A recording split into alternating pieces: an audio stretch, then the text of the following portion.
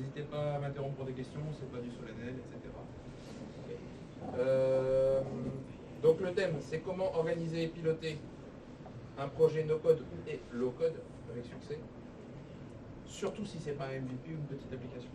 Sous-entendu, la plupart des gens arrivent par le no-code, le no-code en tout cas, sur des MVP ou des petites applications. Le low-code, pour faire des petites applications, c'est pas vraiment l'objectif. Et on va voir que si on gère des petits sujets, des gros sujets, ça n'a plus rien à voir. Vous allez vous en rendre compte. On va voir quelques bonnes pratiques. On peut démarrer. Donc je vais vous présenter quand même rapidement nos rubriques, ce qu'on fait, pourquoi est-ce qu'on connaît ces sujets. On est éditeur logiciel, on est français, franco-français, on est basé à Lille, par exemple ici. Notre ambition, c'est de faciliter, accélérer l'informatisation des organisations. On fait partie des pionniers des pure players no-code, low-code. Ça fait 10 ans qu'on est sur le sujet, on va fêter nos 10 ans cette année. On est un acteur assez discret, mais maintenant il est temps qu'on se révèle puisque le marché est mature. C'est moi qui suis le fondateur et le dirigeant de la société. Quand j'ai créé Novabrick, j'ai été voir les DSI il y a 10 ans, ils m'ont dit t'es fou, c'est du cloud. Hop. J'ai été voir il y a 4 ans, ils m'ont dit t'es fou, c'est du no-code, on peut coder, hop. Donc vous savez que maintenant, ça y est, tout ça c'est fini, le no-code c'est normal. Et le cloud, ça fait longtemps qu'ils ont dit bon, on fait passer. Donc on se révèle un petit peu petit à petit. Entre-temps, on a fait pas mal de projets, d'où cette expérience. Donc on est une équipe de managers expérimentés, on a pas mal de références, je vous passe tous les décors, on a des prix, un brevet, on est reconnu dans le monde de l'IT ici. Quelques-uns de nos clients ou de nos référents, vous voyez qu'il y a des grands comptes quand même, donc avec des sujets assez importants, des notions de sécurité avancée, de livraison, de pérennité, de visibilité, de versionning, etc. Des sujets qui n'arrivent pas dans des petites TPE, PME ou lorsqu'on fait le MVP. C'est ça qu'on peut présenter un petit peu en termes de perspective. On est dans différents secteurs d'activité. On approche sur la notion de data, de processus, d'écran visuel, etc. Voilà, dans tous les domaines, le commerce, le RH, production, etc. On est déjà utilisé à l'international dans différents pays. Alors, positionnement et différenciation, ça peut vous intéresser. Donc le monde actuellement du no-code, il est divisé en no-code et low-code. Vous savez, oui. Donc le no-code, il y a vraiment zéro code. Je vais essayer de faire le retour droite-gauche, désolé. Vraiment zéro code, on ne peut pas tout construire parce que c'est du no-code, on ne peut pas coder. Et c'est fait pour être une spécialité autour de, ça gère bien les enregistrements de tables, etc. Ça gère bien des visuels, etc. Ou ça gère bien toute l'appli mobile, etc. C'est la facilité, ça s'adresse potentiellement à des gens qui ne sont pas forcément très techniques. À l'opposé, on a un monde du low-code qui s'est affirmé comme tel. Là, l'idée c'est plutôt de limiter l'usage du code, mais il y aura encore du code. Donc là, on peut tout construire, puisqu'on peut aller vers du code. Il n'y a pas de limite. L'objectif, c'est pas la facilité, c'est la puissance. Et c'est plutôt à destination utilisateurs techniques, même si les spécialistes du low-code prétendent le contraire. Ça va ouvrir 5 écrans. Et regardez en combien de temps former les gens. Côté no-code, c'est un monde qui s'est spécialisé, donc je vous ai mis quelques acteurs. Voilà, si vous voulez faire du site web, c'est quand même WordPress qui a inventé la notion petit à petit de créer sans coder. En processus, on a le MEC, on a d'autres acteurs, j'ai mis un français entre deux. Sur les data, c'est peut-être le leader. Je l'ai mis sur les visuels, mais côté Microsoft, on entre par différentes applications sur la partie no-code, de mobile, d'interfaçage ou partage de documents d'entreprise, d'organisation, de structure. Côté low-code, on a les héritiers des anciens IDE, les anciens PASS ou APAS, et des pure players low-code qui sont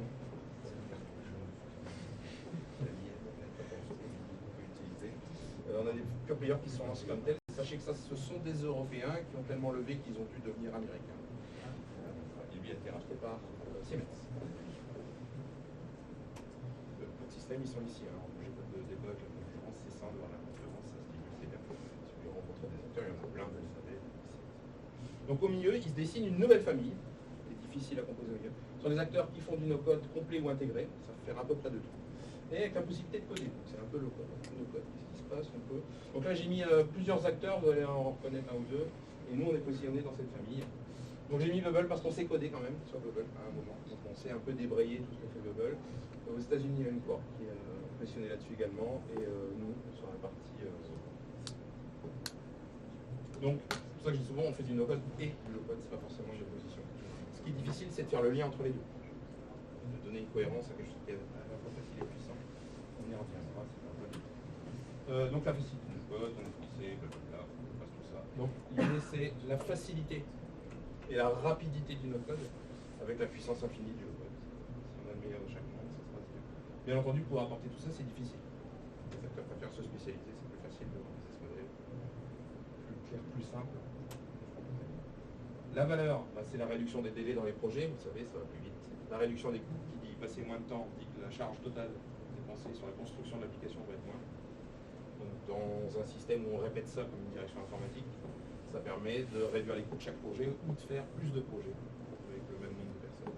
Ensuite, on va élargir la base de qui peut créer des applications. Donc, j'ai mis n'importe qui entre projets. Peut créer des applications, on n'y reviendra pas sur n'importe qui, parce que c'est pas forcément n'importe qui peut créer toutes sortes d'applications. N'importe qui peut créer un écran en mettant des choses dedans. Si vous voulez automatiser des flux, des règles de gestion, il faut avoir du recul, savoir comment ça se passe. Il y a des compétences nécessaires, on ne se lance pas.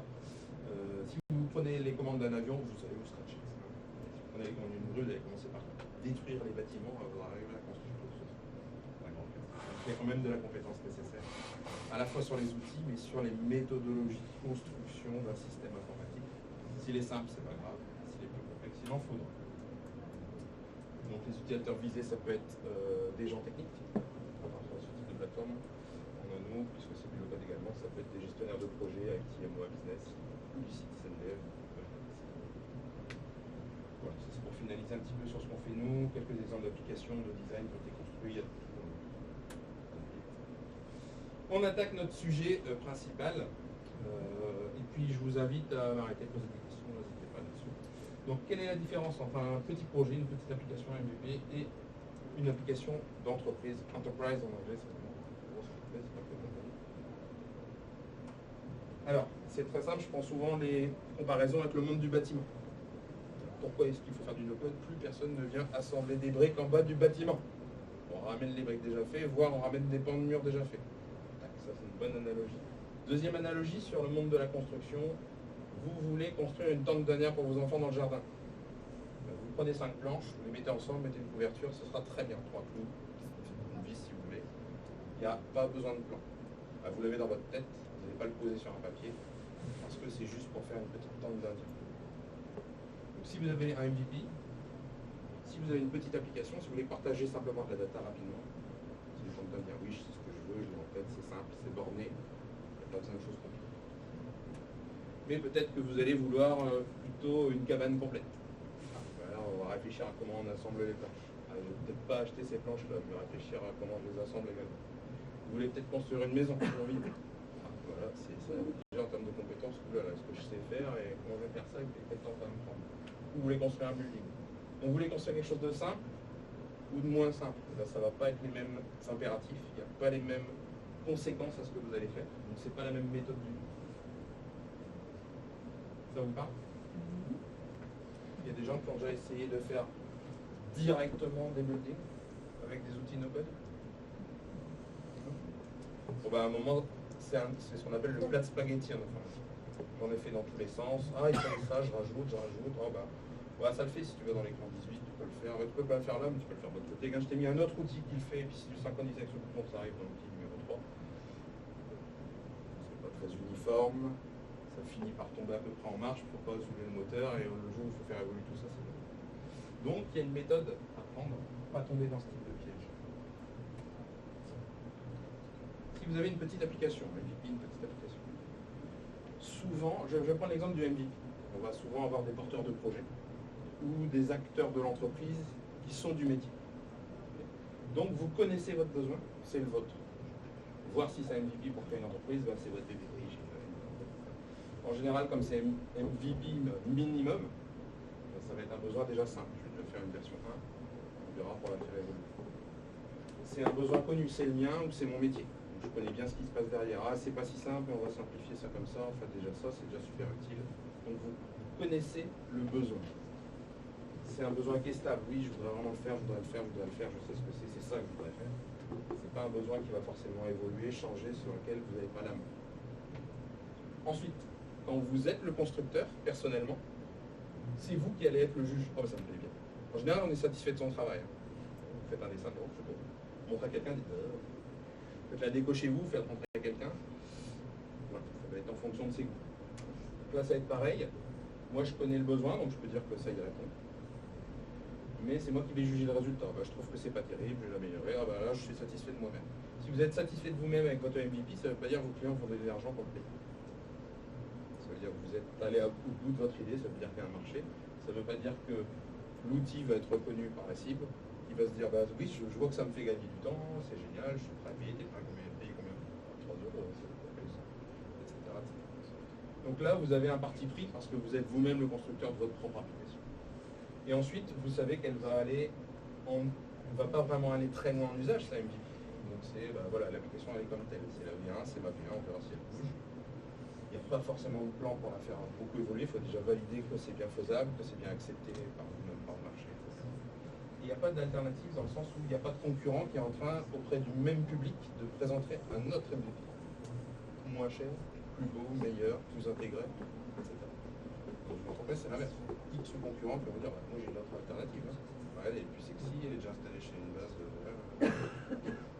Donc là, le MVP, bah, vous avez globalement un process simple à parcourir. Prenons maintenant une application moyenne ou complexe, donc carrément dans l'inverse, sur toutes ces étapes. Le besoin. Si c'est une application complexe qui va permettre de travailler sur plusieurs entités, plusieurs départements, équipes, etc., et bien ça va être un besoin complexe. Si vous connaissez un métier, si vous faites de la logistique, vous savez par exemple la réception des colis, etc., mais vous ne savez pas le monde du transport, encore autre chose. Et donc vous avez des besoins qui peuvent être complexes. Il faudra peut-être connecter l'ensemble au système d'information.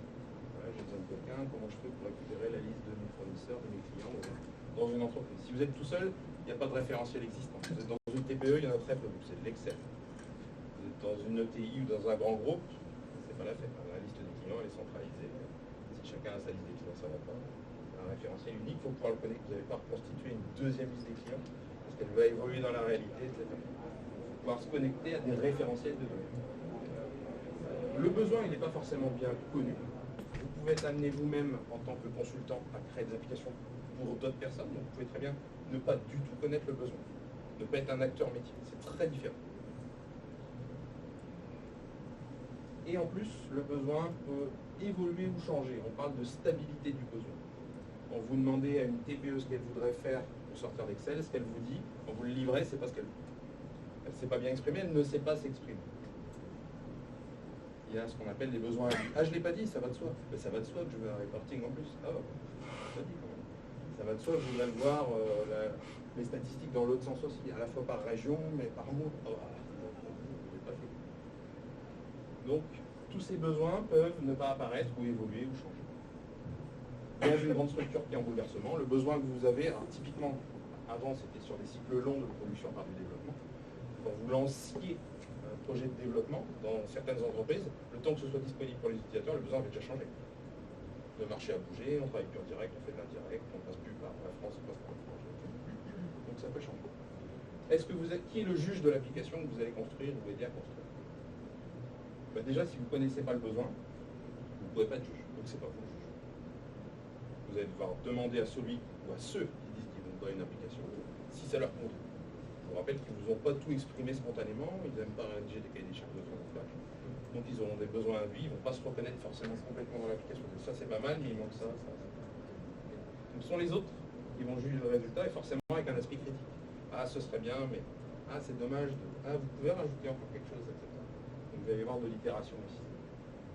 Ensuite, est-ce que l'application elle est comme elle va rester comme elle est, et puis elle n'a pas forcément à évoluer? Ça c'est pas du tout dit. Si une moyenne entreprise, une grande entreprise investit dans un produit logiciel, elle va vouloir le faire vivre, le faire évoluer. Lui-même, il va être sujet à des changements de besoins dans le temps, etc. Donc ça doit vivre, ça doit être sécurisé.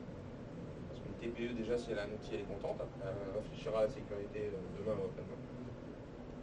La moyenne ou grande entreprise, elle a plein d'applications, elle doit réfléchir dès le début si ça doit être sécurisé. Il doit y avoir de la performance. Là, vous avez 2 utilisateurs, faites votre démo, vous avez 2 utilisateurs. Là, vous le donnez à l'entreprise à 1000 utilisateurs, et d'un seul coup, les temps d'accès à l'application sont catastrophiques. Ça, c'est pas pareil. Vous n'êtes pas tout seul. Là, il y a des gens qui vont l'utiliser de manière massive. Ça peut être par vague. Tout le monde fait sa saisie des temps le vendredi soir, pour clôturer cette application. Ça va évoluer comme besoin. Et ça va peut-être évoluer sans vous. Vous pouvez être amené à faire une version 1 de cette application, puis vous vivez votre vie dans une autre entreprise. Et l'application qui est restée chez le client commanditaire, elle doit continuer à vivre.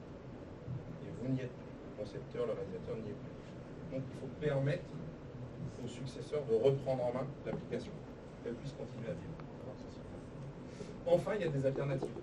Donc, vous arrivez en disant, on pourrait vous le faire en no-code, je peux vous le faire sur tel outil, une combinaison de ces outils. Celui qui vous écoute, ce n'est pas un débutant dans les grands comptes. Donc il a d'autres offres alternatives. Il y a l'équipe de dev qui dit non, pour pas l'outil no-code, moi je peux le faire. Il y a SharePoint qui dit moi je peux le faire moyennant 2 modules de plus, etc. Vous avez un autre prestataire qui vous propose un autre outil no-code, etc. Une autre façon de faire. Donc vous allez être en concurrence forte, ce qui fait que vous n'êtes pas le décideur, ça doit tout de suite être nickel. Vous devez être rassuré, et s'il y a des choses plus sécurisées, plus performantes et qui ont prouvé, parce qu'on prend des règles plus. C'est comme un appel d'offres. Ah, c'est sympa ce que vous proposez, mais désolé, lui il a de meilleures références, lui il a déjà fait sur 5000 utilisateurs. Lui c'est pas 5 outils qui vont devoir se combiner et on espère qu'aucun tombe en marche. C'est un seul outil unifié, c'est plus simple à manager. Ça c'est la vraie vie d'une grande application. Qu'est-ce qui a déjà travaillé sur des projets de ce type? Alors vous avez donc... Alors voilà, on peut y travailler en no-code ou en no-code. Tout ça. Il y a des choses que vous pourriez rajouter en termes d'expérience, des choses qui ne sont pas compatibles avec une petite application? Non? Moi je parlerais plutôt en termes de gouvernance aussi. Oui, alors par exemple, évoluer sans la personne qui l'a construite nécessite un minimum de documentation. Qu'est-ce qui est fait dans cette application? J'ouvre le moteur, enfin, quand vous ouvrez du code, même un développeur qui connaît le langage, il vous dit quoi? Qui a fait ça? Okay, donc quand c'est du no-code, ça peut être pareil. Si vous nommez mal les composants, quelqu'un qui l'ouvre, il ne comprend pas à quoi ça sert. Il faut documenter un minimum. Quoi d'autre? On y reviendra. Oui, tout à fait. Souvent, les petites applications sont pas considérées comme des projets. C'est de l'activité. Dès qu'on est dans une moyenne ou une grosse application, là, il faut que ce soit une gestion de projet. Et puis, autre chose, c'est le côté un MVP, on a pas besoin de le faire en interne. Une grosse application, ça il y a besoin d'un budget, il y a besoin de faire en interne. Oui. Alors, on a un petit peu l'équivalent dans MVP en termes d'études de marché, parce qu'une fois qu'on est satisfait soi-même, on devrait aller voir des clients, et ils devraient nous dire je suis prêt à payer pour ça, ou c'est joli, mais je ne l'achèterai pas.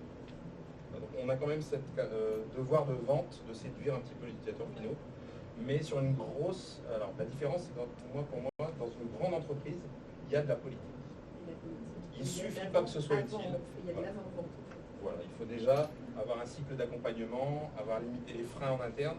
Il y a toujours celui qui ne veut pas que ce soit l'application de Jo, mais plutôt celle de Bertrand ou de Valérie qui passe en premier, parce qu'il y a des influences comme ça. Dans les grands groupes, c'est obligé. Plus un repas au resto avec l'autre. D'autres remarques pour ceux qui ont déjà fait des projets un peu complexes? Versionning, exactement. Est-ce que je dois développer en prod? Est-ce que je peux faire une V2, la casser sans que ça casse la prod? Voilà. Est-ce que je peux pousser mes data de prod dans ma copie? J'ai changé de champ, il y en a pas en prod, comment je fais pour... Sandbox aussi. Oui, tout à fait. Alors ça dépend des outils. Clairement, là, on fait abstraction, j'essaie de faire abstraction de l'outil. Que ce soit Novabricks, Bubble, Make, quoi que ce soit. Donc, que faut-il gérer sur ce type de projet? Voilà la perspective que vous avez quand vous faites un MVP. Je vais le faire, je vais vous le montrer. Regardez, c'est pas mal, ça le fait. Vous étiez sous Excel, vous connectez, tac, tac. Ok, simple, ça c'est normal. Mais là, on n'est plus sur une tente d'Indien. Donc stop, on ne va pas construire. Le premier acte, c'est pas je me lance, car je vais faire une maquette. Non, pas de maquette. On s'arrête, on réfléchit. On prend un papier, un tableau blanc, ce que vous voulez, on discute. Donc il faut s'empêcher, il est urgent d'attendre. Il faut s'empêcher de construire. On sait que c'est une application moyenne, grosse, avec des enjeux. On ne fait pas de la démo de je peux vous penser à regarder tête. Le sujet, c'est le besoin, l'ampleur, cadré. Vous ne commencez pas à faire une tombe d'Ania, ça ne deviendra jamais un pudding. Pas possible. Il va falloir tout casser, refaire des fondations, vous allez perdre du temps, vous allez décevoir. Donc on ne construit pas pour des grosses, moyennes ou des grosses applications. On s'arrête. On remonte le temps. Avant de pouvoir construire et de montrer, on aura les 2 phases habituelles d'une gestion de projet qui vont arriver. Là, c'est plus j'ai ma tente de tête. C'est déjà si je dois faire une cabane dans le jardin, je vais devoir me poser la question de largeur, où est-ce que je la pose, il y a la place. Si Si je mets une porte mince, ça cogne. Voilà, c'est bébête, mais je vais devoir au moins le dessiner. Si en plus je vais avec quelqu'un, je vais devoir valider avec lui qu'il est d'accord sur le plan. Ben non, moi je voudrais la sortie de l'autre côté, comme ça je mets un truc dans le jardin. Donc il faut s'arrêter, faire la conception. Qu'est-ce que je dois faire? Ça, c'est dessiner votre projet, dessiner le bâtiment, la cabane. Et au moment de dessiner, il va falloir se dire, ben, c'est quoi nos besoins ou nos contraintes. Souvent, on confond les besoins, on oublie les contraintes. Les exigences, on appelle ça dans la vie. Par exemple, ça doit être performant. Oui, mais ça va de soi. Non, c'est quoi être performant? Si j'ai 100 000 enregistrements, ça doit s'afficher en moins de 2 secondes. Je ne sais pas gérer 100 000 enregistrements dans ce type d'outil. Nous, ça a mis 10 secondes à s'afficher. Si je ne l'ai pas écrit ici, déception. Le MVP avec 5 données, ça marche bien. Je mets 100 000, 20 users. C'est pas la route. On va voir que ces deux étapes sont indispensables sur les projets moyens. Sur la partie conception, il va falloir la séparer en deux. Vous avez une partie conception de comment on répond aux besoins. Et donc, c'est ce qu'on appelle la conception fonctionnelle. Sur la partie conception technique, donc une fois que vous avez la partie conception fonctionnelle, il faudrait qu'il y ait des écrans où on peut cliquer, valider, par exemple les congés, que ça bascule à la technique, etc. Il va falloir dire quels sont les outils que je prends, comment je réponds à ce besoin, techniquement. Donc, est-ce que je prends un cumul de plusieurs outils, celui qui va faire le frontal, celui qui va faire le flux, celui qui va me permettre d'aller sur un mobile, etc., etc. Où est-ce que j'en prends qu'un? Quelle est la bonne combinaison? Et dans ces outils, comment je construis l'application? Et là, vous allez rentrer dans des combinaisons possibles d'outils, d'options et de composants de chacun de ces outils. Donc ça va rajouter un niveau de complexité. Vous pourriez très bien le faire avec 3 outils comme ça, ou avec 2 autrement, ou avec 3 outils différemment dans chaque outil. Donc vous avez vraiment une conception matricielle à prendre en compte. Vous arrêtez en termes de conception. Donc on va parler de répartition de la conception. Alors je vais prendre le pire des projets, celui qui nécessitera quand même de coder.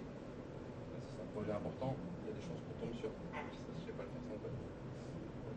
Faire des flux en direct, en API, en direct, faire des règles de gestion complexes, etc. Il y a des chances qu'il y ait une forme de complexité que la brique précodée n'est pas prévue. Donc on va faire une conception en mode no code, l'essentiel sans code. Et on va se dire, voilà, je complète avec une partie low code et code. Nous on fait une différence entre low code et code parce que c'est du code. Donc on va construire l'essentiel comme un jeu de Lego et on va compléter, on va dire par exemple les Lego ça ne savent pas faire d'arrondis. Je vais mettre les briques de l'essentiel et mes arrondis, mes angles, etc. ce sera du code parce que ça je sais pas.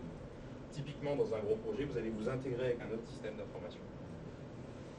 Ça, moi quand j'entends quelqu'un me dire oui j'ai le connecteur SAP, je rigole. J'ai un connecteur qui a marché le 18 juin entre la version 8 et la version 14 pour demander ça. Il n'y a pas de connecteur universel.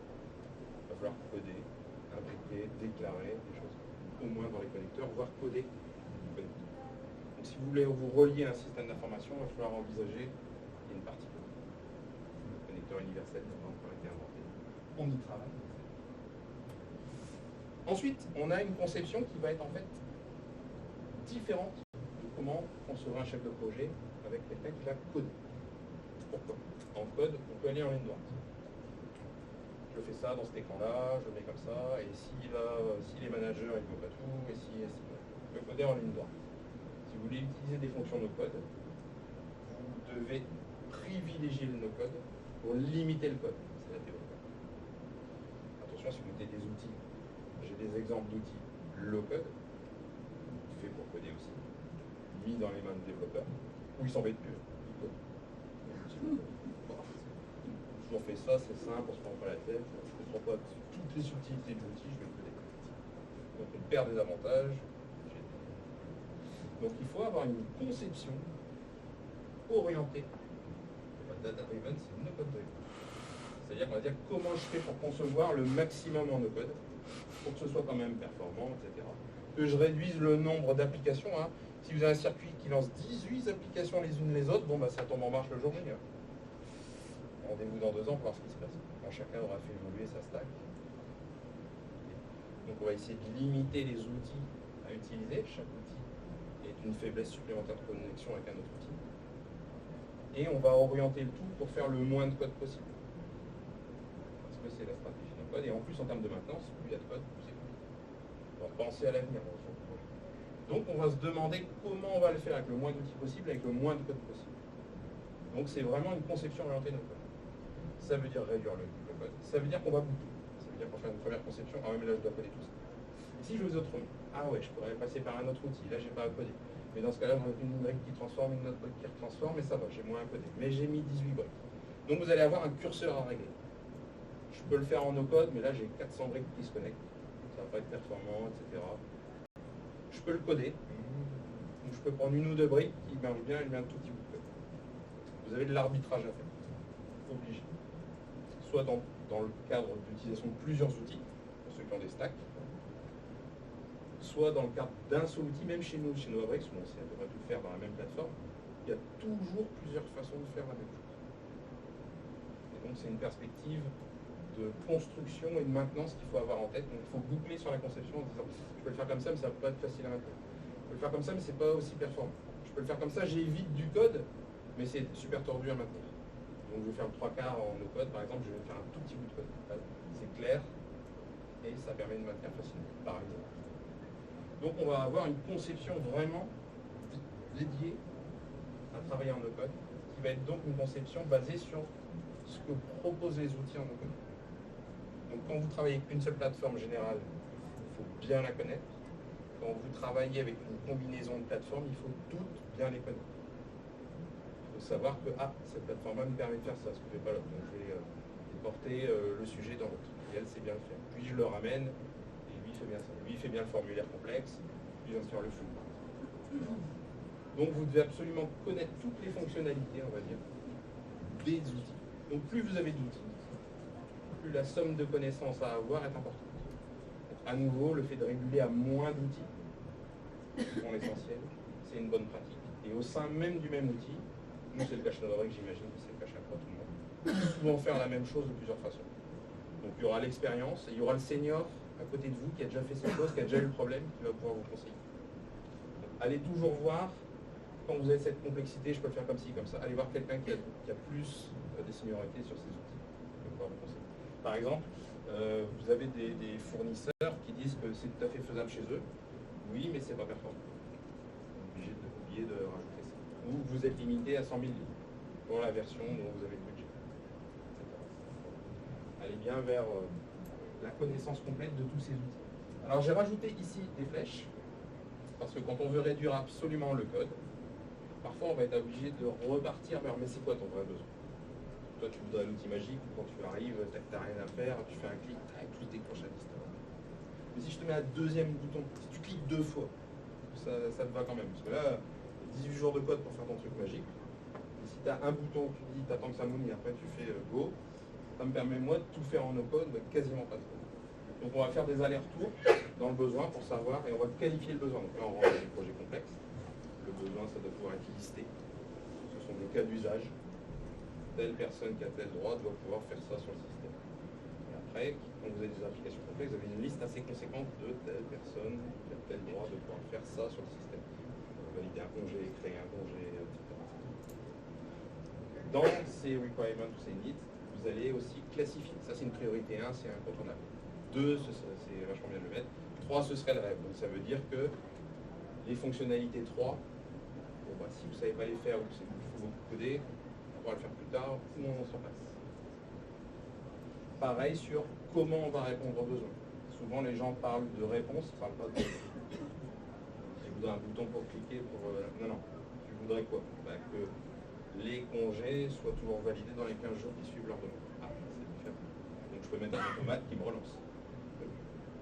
Donc si on dit il faut absolument que la personne se connecte tous les jours, elle fait ça, etc., on n'est pas dans le besoin, on est dans la réponse.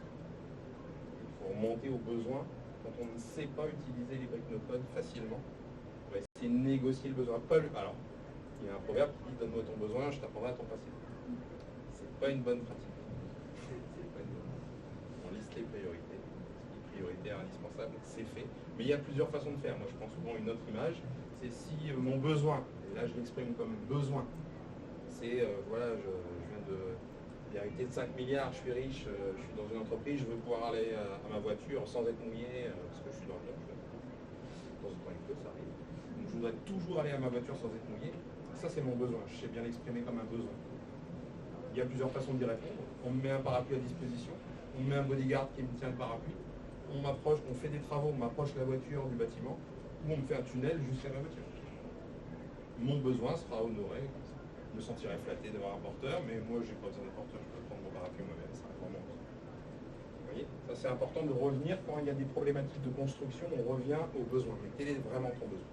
Ah, mais je peux y répondre autrement. Ah, mais là, ça me va. Vous voyez, donc on va qualifier les besoins et voir pour adapter une réponse. Avant de concevoir, et la conception sera en fonction de la stack et des fonctionnalités disponibles dans chaque stack, ou dans l'outil universel que vous souhaitez utiliser. Donc vous allez avoir des allers-retours de conception entre fonctionnel et conception technique. Et vous avez des allers-retours également avec les besoins, pour bien faire. Ça, c'est spécifique au no-code, parce qu'en dev, on va en ligne droite. Pas de problème. Je te fais tout ce que tu veux, c'est une question de délai.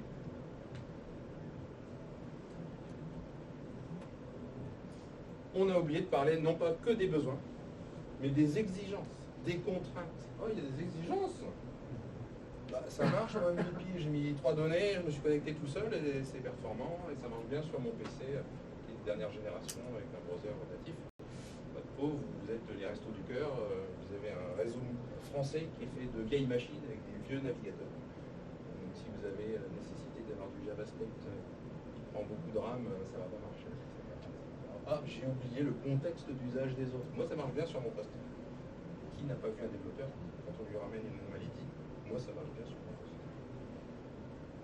Poste du client, c'est intéressant. Donc là, on va non seulement s'occuper des besoins métiers, exprimés et non exprimés, mais des contraintes sur le système. Donc il va falloir déterminer quel niveau de sécurité on veut. Sécurité, c'est un mot, on peut l'ouvrir, ça part dans tous les sens.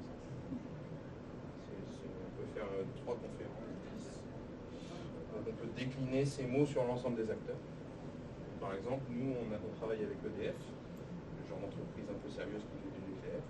Ils nous ont laissé faire une première application en direct avec les métiers. Je ne sais pas stratégique, ça passe. La deuxième application, on dit moi, ça c'est moyennement stratégique. On va vous scanner votre code tous les mois. Donc on a du scan automatique de notre code tous les mois pour pouvoir travailler avec EDF dans cette typologie d'application. Donc là, si vous êtes, on va dire, avec une stack où il y a des alertes rouges dans chacun, on va essayer de négocier avec l'éditeur international pour faire corriger son anomalie vue par un client français. Mais même si c'est un gros accord, on a un rôle. Ensuite, vous avez le cycle de vie client. Quand vous créez une application, souvent on oublie qu'il va falloir piocher les données à un moment. Déjà, ça peut être obligatoire. Vous pouvez oublier les gens au bout d'un certain temps avec le RGPD. Vous devez déterminer dans vos données ce qui est sensible au RGPD. Et hop, le suivant qui reprend le projet 2 ans après aussi, il doit savoir ce qui est sensible dans votre application, d'où documentation, aide à l'analyse de ce qui est RGPD. Voilà, il peut même y avoir un TPO pour les structures qui ont plus de 200 salariés, il y a un responsable de la data qui peut avoir une connaissance. Donc il y a des règles qui doivent être faites ici, qui doivent être donc compatibles avec les outils no-code low-code. À un moment, il y aura trop de données. Il va falloir, nous, alors avec le plus gros client, on fonctionne en 2 étapes. On fait de l'archivage d'abord, puis de la purge, de la destruction. Donc au bout d'un certain temps, les données sont archivées, qui libèrent de la performance, etc. Et après, elles sont supprimées parce que nous besoin. Donc il faut prévoir le cycle de vie, sinon votre volume de data va grossir. C'est-à-dire que ça va exploser, mais il va y avoir des problèmes de performance. C'est pareil sur le cycle de vie de vos utilisateurs. Oui, bah, s'il y a un nouvel utilisateur, je vais le déclarer. Oui, mais s'il part. Oh, on va y bien y penser.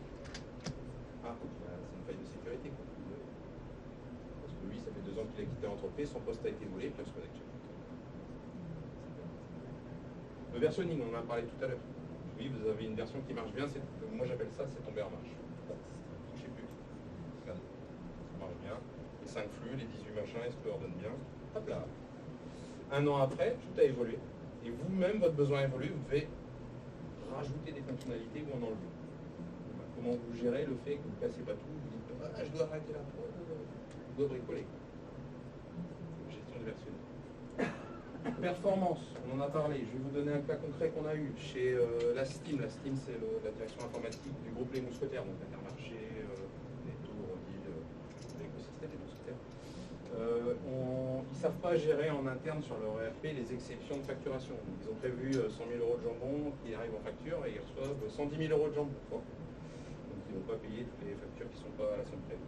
Ça, ils ne savent pas gérer dans leur ERP, donc c'est géré sur Novex. Donc nous, on se connecte à l'ERP, on récupère toutes les factures en litige et les 300 acheteurs viennent se connecter chez nous pour dire qu'est-ce que c'est que ça, je vais appeler, tac tac, on a négocié, oui je paye ça, non je paye pas, oui on paye en pleine fois, ou c'est une marge arrière. Donc ils règlent tous les litiges chez nous et ça repart dans l'ERP pour la facturation de paiement correcte. Donc la volumétrie attendue, c'était, je ne sais plus, 300 000 lignes par an. Ça va, on était tranquille. Mais entre deux, il y a eu la guerre en Ukraine, explosion des tarifs de l'énergie, explosion de toutes les matières premières. Le volume de factures attendues a fait x15. On a eu beaucoup plus de factures qui étaient pas comme attendu, parce que explosion des prix partout. Donc nous, notre dimensionnement était plus, vous voyez ce qu'il faut. Les gens attendaient 5 secondes pour voir leur enregistrement avant de cliquer, puis 10 secondes, etc. Donc le dimensionnement sur la performance est important. Il faut savoir prévoir le volume et être actif quand il y a des changements. La disponibilité. Je donne un autre exemple concret qu'on a. On a signé avec un acteur du monde de la pharmacie pour gérer avec lui sa fabrication-production. Ça veut dire qu'il y a des gens qui fabriquent des médicaments qui saisissent dans nos fabriques le nombre de grammes, de machins, etc. Il est hors de question que ça s'arrête 10 minutes parce qu'on fait une mise à jour. Au moment où ils ont retenu le chiffre de tête, et je ne sais plus combien j'en ai mis, je vais en mettre un peu dans le médicament, c'est jamais. Donc, il faut de la haute dispo. Haute disponibilité. Ça veut dire 24-24, si ça tombe d'un côté, ça part de l'autre. Etc. Prévoir toutes les parts. Vous avez une hotline de 300 personnes qui saisissent ces incidents dans votre système. Désolé, c'est en panne d'une heure, je vais regarder. Ah non, il y a 300 personnes sur le chômage technique. Imaginez le coût par an. Et dans le monde du médicament, comme ils retiennent des chiffres à inscrire, ça peut être une catastrophe sanitaire. Je ne sais plus si j'en ai mis 15 ou 4, je pense que c'était 15. Incidence sur le médicament. Donc vous avez une disponibilité sur certaines choses qui est très importante. Si c'est des sujets mineurs, ça peut être en panne de temps en temps, ce qu'on appelle les SLA. Pas bien grave. Si c'est des sujets à haute dispo, il faut l'identifier dès le début. Ah, il est hors de question que ça s'arrête ou que ça s'arrête plus de 10 minutes, plus de 15 minutes, plus d'une heure ou plus de 3 jours par an. Il faut l'identifier. Si vous avez une masse d'acteurs, ils n'ont pas les mêmes SLA. Il y en a un qui s'arrête qu'une heure par an, l'autre 3 jours. Il faut identifier tout ça. Les devices, ah ben ce serait bien que ça marche sur mon poste, mais également, vous citez les Restos du Cœur, ça doit marcher sur des vieilles machines qui ont 10 ans. Quoi. Là, il faut le prévoir. Parce que tous les développeurs aiment avoir un Pico Turbo et voir que ça met 2 secondes sur leur machine. Le cas réel, c'est 2 secondes. Et le réseau des Restos du Cœur n'est pas de la fibre. Bon. Enfin, il faut pouvoir synchroniser les environnements. Donc, de base, on modifie la prod en direct, ça ne se peut pas. Dans des entreprises comme ça, on ne fait pas ça. D'autres environnements, faire de la synchro de data, de réplication, des bouchons d'interface, simuler la nouvelle version. C'est de la complexité, ça s'organise. Toute la stack ne sait pas forcément le faire. Différence avec les projets d'entreprise. Enfin, c'est pas le tout de montrer et de mettre en prod. Il va falloir bien valider parce qu'il y a 5000 utilisateurs. Si les gens qui font chez la Steam les corrections de facture, s'il y a une anomalie nous on a rendu mal. On gère des centaines de millions facturation d'Intermarché dans notre application. Si on a un mauvais arrondi, qu'est-ce qui se passe? Oh, bon, 0,2% de plusieurs millions, une erreur de 500 000, c'est pas grave. Donc il va falloir bien tester. Cette phase de test, c'est pas c'est tombé en marche, regardez, tac tac, on clique. Il y a une vraie phase de validation des règles, des contraintes, etc. qui peut être plus lourde. Il faut faire peut-être de la reprise de données. Le client, il avait un Excel, il avait 18 systèmes. Il ne voudrait pas repartir de zéro. Vous avez construit une belle appli, vous dites 3 lignes, ça marche. Oui, mais les trucs que j'ai là, plus l'Excel, plus bidule, il faudrait les remettre dedans, au moins l'historique depuis 2 ans. Quoi. Oui. Cette phase de validation, elle est faite par l'équipe business ou par le chef de projet? C'est une bonne question. Ça doit être piloté par le projet, mais chaque acteur doit avoir... Ça, on peut le diviser en 5 à peu près. Il y a de la validation unitaire, performance, sécurité, fonctionnelle. Le métier, c'est à la fin. Normalement, il y a d'autres... En théorie, le développeur teste. Puis quelqu'un chez l'éditeur ou chez le constructeur ou la SS2I, l'ESN teste au-dessus. Puis on fait des tests, non pas sur une data, mais ce qu'on appelle au limite. Si je mets par l'interrogation guillemets, Si j'en mets 1000 d'un seul coup, ah, vous n'avez pas prévu 1000 d'un seul coup. Il y en a combien prévu 100 000. Donc ça, c'est une phase importante, et en théorie, c'est divisé en plusieurs strates, selon l'importance du projet. Si c'est juste partager un petit référentiel dans une PME, on peut faire ça light. S'il y a des cas... Alors en fait, il faut regarder l'impact potentiel d'une anomalie. Dans la pharmacie, c'est des morts. On a mal calculé le dosage, ça plus ça divisé par ça, c'est des morts. Il y a une enquête, mise en responsabilité. Chez les mousquetaires, 0,2%, ça fait plusieurs centaines de milliers d'euros. Et en trop. Et donc, la médiation est fonction de la criticité. C'est ça la bonne chose. L'intégration de data, c'est pas toujours simple. Il faut des fonctions qu'on appelle ETL. Extract, transform, load. Je l'ai sous un format bizarre, il faut que je l'injecte dans un autre. J'ai des photos de produits, j'ai la liste là, il faut que je les match. Il faut que je les rentre dans une autre structure de données. Comment je fais ça? Il y a un autre talent, il y a peut-être d'autres outils à intégrer. Enfin, on va se relier au système d'information, peut-être à ce qu'on appelle le SSO, c'est le Single Sign-On. On s'identifie dans l'entreprise de manière sécurisée. Eux, ils gèrent bien qui est autorisé à se connecter sur quoi.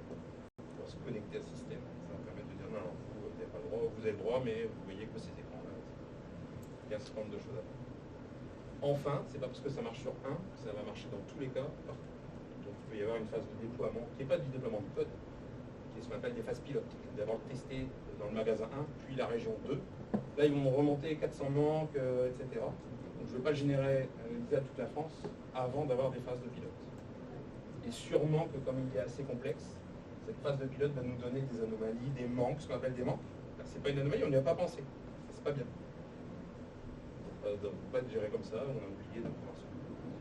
Cette phase va être importante. C'est de la gestion de projet classique de système d'information, mais tuné sur le mode no-code.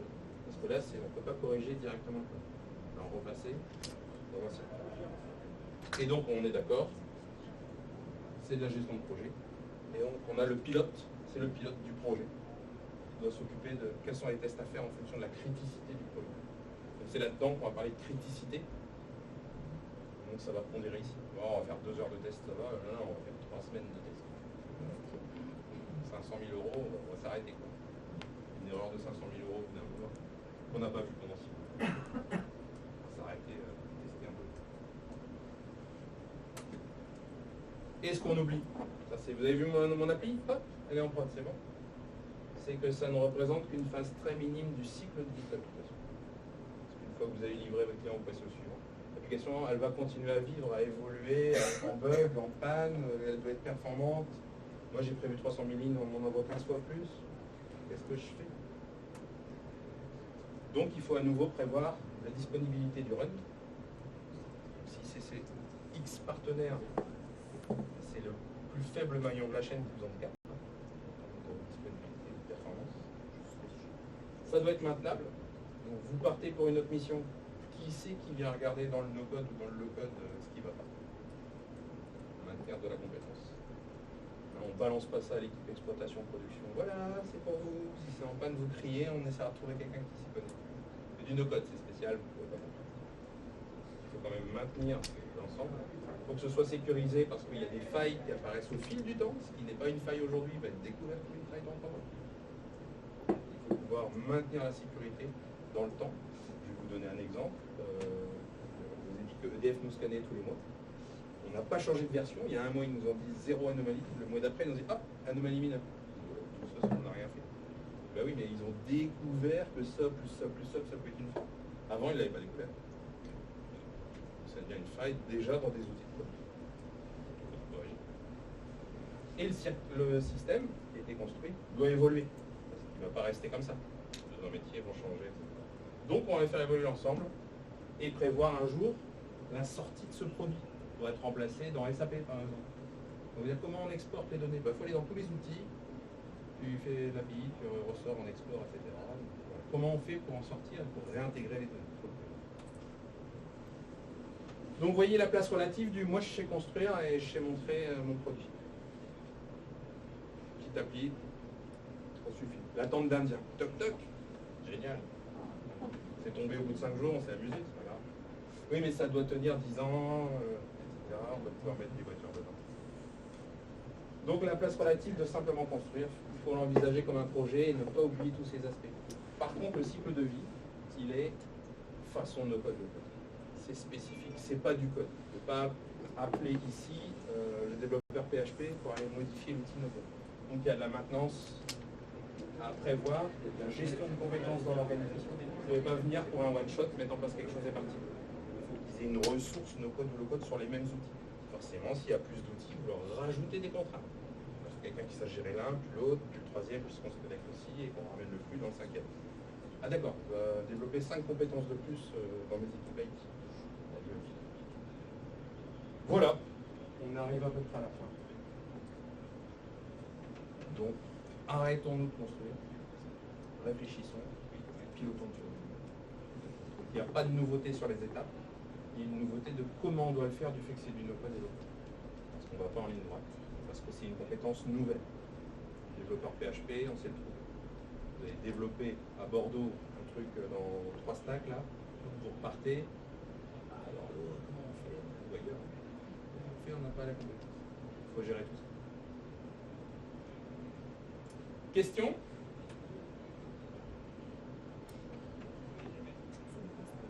Pardon? Voilà. Donc en fait, il faut faire quelque chose de granulaire. Il faut utiliser ce que j'appelle le curseur. On ne déroule pas la grande artillerie pour un petit projet.